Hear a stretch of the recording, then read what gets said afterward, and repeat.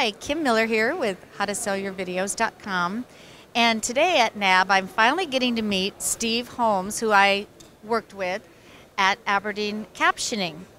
And we used their services a few years ago when we were doing some videos that we knew we were going to go to a school market. So it was imperative because of regulations that we have closed captions in those videos, and also we had them do subtitling for us as well. And so, Steve, just tell us a little bit about what's the difference between closed captioning, subtitling, and why we need to worry about them. Yeah, absolutely. Closed captioning is typically encoded into the video signal of your program, and you usually have a black background, a black box, and a particular set of fonts, whereas subtitles are going to look more like what you're accustomed to seeing maybe in a foreign film. You'll have upper and lowercase letters, and you can actually have more characters per line with subtitles, which is great for languages, because when you're translating from English to Spanish, you actually need more letters, more words to translate the same idea. So it's convenient to have more space to be able to do that physically on the screen. But then also they get encoded in different ways as well. Captions are going to fulfill 508 and other types of compliancy regulations that are set forth through the FCC, whereas subtitles may or may not. They may if they're seen to be within the spirit of the law, but strictly speaking, captioning is going to be fulfilling FCC or ADA compliancy issues as well. Now, can I just do this on my own? I mean, why would I want to go through a service, closed captioning? Doesn't my editing system have this? You could possibly do some captioning, not within an edit system, a video edit system per se, but if you were to find maybe a free software online, or if you were to purchase a sophisticated captioning software, you could certainly do it yourself. But then there are the issues of trying to get that captioning embedded or encoded or combined with your video elements and put into the proper format that your maybe video player online is looking for, or if you have a broadcast fulfillment to require, getting into the proper format that the stations are looking for, or even DVD, it can be really tricky getting that captioning information into a DVD or a Blu-ray project. Absolutely. Yeah, I've not done closed captioning, but I have put subtitling in my DVD Studio Pro, and let me tell you, it takes a lot of time because you need to figure out in the time code where those, you not only have to transcribe it, but then you have to figure out where they're talking about, the thing that they're talking about. And then closed captioning also adds sounds too. Absolutely, you can describe, good point, you can actually indicate when there's maybe a narrator off camera that's doing some speaking, so that way if somebody's deaf or hard of hearing, they can track who it is that's doing the speaking, or music elements. You'll have music notes and sound effects, certainly door closing, car starting. We can add those with caption descriptions, whereas subtitling is going to be strictly words and not description. Absolutely. So why would it be beneficial to go and use a service such as yours? If you want to have dinner at a reasonable hour and see your family, then that's when a company like ours is usually, I say that kiddingly, but in all seriousness too, it is a major time and energy resource to invest in captioning on your own end.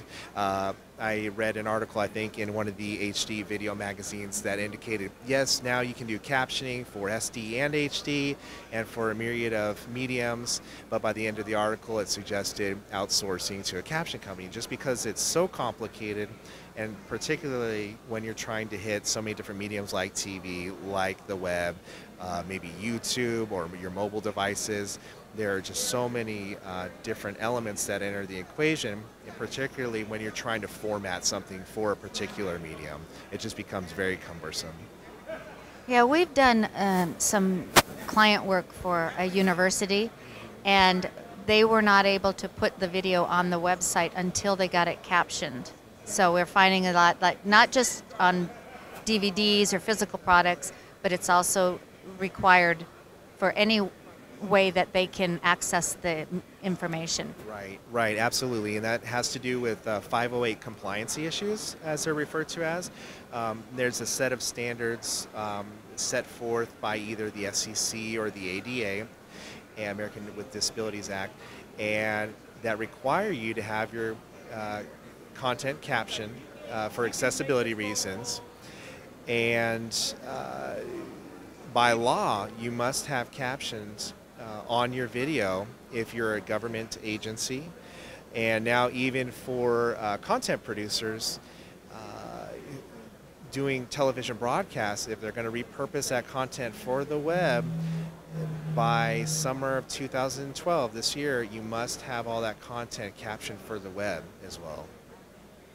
All right. Well, is there anything else I need to know that you want to say about what's happening with you guys? Yeah, absolutely. Well, we're really excited because we've been a caption house for the past decade, and we've grown into also a multi-language translation and subtitling company. We do voiceover work as well, but really this last year it's been our digital file delivery service that's really caught fire. We're able to make the process even simpler than previously when even we've done projects before. We're able to take a hot folder or a Dropbox, if you will, and set it up on your edit system. So a producer can be editing in Avid, Premiere, Final Cut, doesn't matter, can upload a full resolution product to us, and we can transcode it, we can caption it and transcode it into whatever format that they're looking for, and actually push the files to a station through our hot folder system in a format that is actually intended and will play on their Play server. So not only will we take the formatting complication out of the equation, but we're actually delivering better looking video because we're able to format it to the end spec.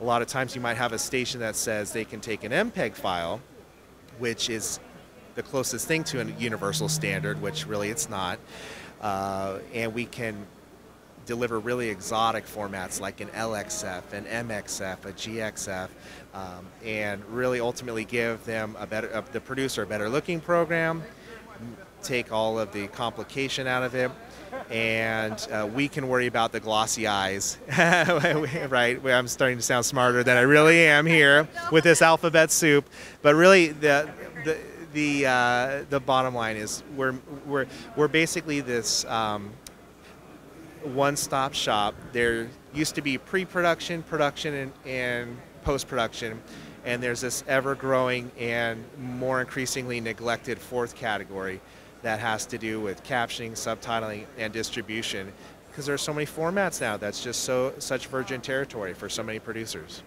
I'm glad to hear that, actually, because that is something we talked about in our book.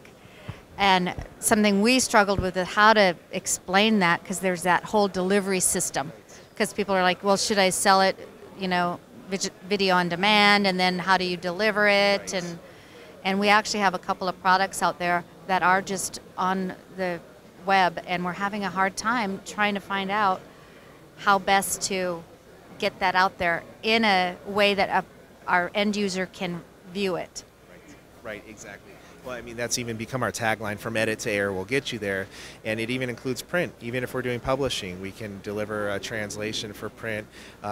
So that can be used in conjunction with whatever materials you have with your DVD project as well, or even transcription. So yes, it doesn't matter whether it's TV, DVD, web, mobile applications. That is our focus, and that's what we're looking to do, is help people, because it's very confusing. It can be a little overwhelming, to say the least. Well, thank you, Steve, and I wish you luck here at NAB, and I'm glad to hear about all these other things that you offer, because we're definitely going to use that, because we tell you to, one of the best things that you could do with your video is also give a transcript of it, have it transcribed, and so then you've got a book product, Right, and then you also have the audio. So anyway, one-stop shopping here. How do people find you? Probably the easiest way would be to visit our website, www.abercap.com. That's ABERCAP.com, and submit a rate request form, or just ask for some information, and either myself or another sales engineer will get back to you with some information. Okay, thank you. And I do have to say they have the best customer service of any company we've worked with. So, yeah. So this is Kim from howtosellyourvideos.com.